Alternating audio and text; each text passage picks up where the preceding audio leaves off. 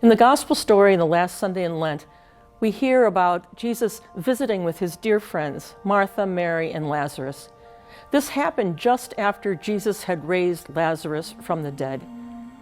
And Mary was anointing Jesus' feet with pure nard, this incredibly costly, precious substance. And then she dried his feet with her hair. Nard is a very powerful, pungent substance, and the Gospel says the room was filled with the fragrance. Now, I did a little research on nard, and some people would describe the smell as being pungent or earthy or musty or musky or like feet. So it was an interesting choice that people had in those days. And they do two things with nard.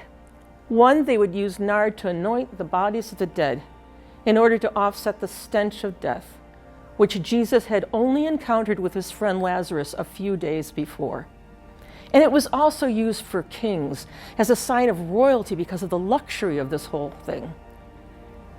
Well, Jesus was himself, like us, like the first Adam, an earth creature, pungent and full of life, dense in this sense.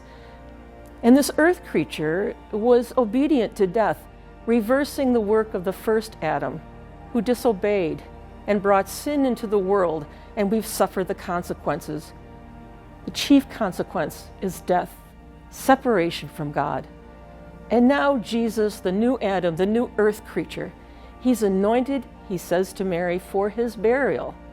And so that he will be using this incredibly pungent substance, while at the same time being very clear that he is in fact part of this incarnation, this earth creature. But instead of being oil put on him to remove the stench of death, it became the anointing of a royal king. Through the death and resurrection of Jesus, the usual cycle of life and death has been disrupted forever. Jesus' death and resurrection promises new life and brings us new life. Happy Easter, dear church.